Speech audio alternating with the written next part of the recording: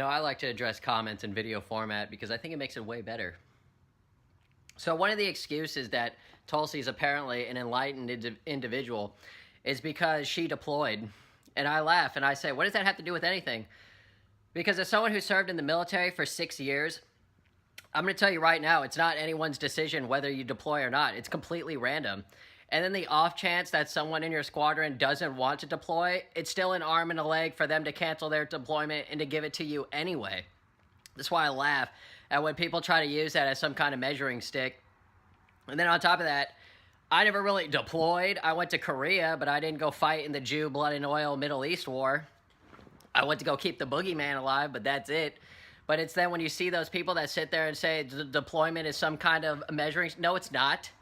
The only reason you deploy is because you're either too stupid to do anything else besides die, or you didn't pick the right career field. That's it. That's why it's funny when people laugh about when they bring up deployments as some kind of, badge of honor or acceptance.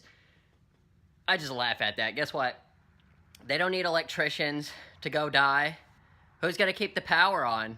Guess what? They don't need HVAC personnel to go die. Who's gonna keep all the officers and all the other people who live in a fake reality cold all day in the desert? The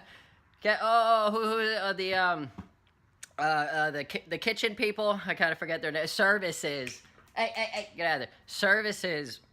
They don't need services to go out there and die. Who's gonna feed the troops? This is how dumb everyone's mentality is. So when you see people sit there and use deployment as a measuring stick, like I said, you either pick the wrong job, or you're in a job where you know you're going to die, or you're going to be used as a tool of the government and could potentially die. That's why I laugh at all this altruistic BS.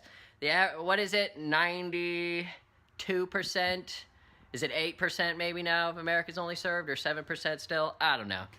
But that only small amount is served. So when you see the altruistic reality, it's because the stat is real. And then when it comes to the government projecting an illusion onto you, it's even easier because even less people know how the government really works, especially the political aspect where they play games all day, which is the Air Force. That's all they do is play political games day in and day out. If you want to enter a grand political game, go ahead, join the Air Force, because that's exactly what it is. So there you go. Enjoy that. There's some little replies to those comments out there, because the off chances is those people who ask you if you've ever deployed or served, they've never served either. So it's, why do they ask you? Is it because they're projecting their own inability? That's exactly what it is.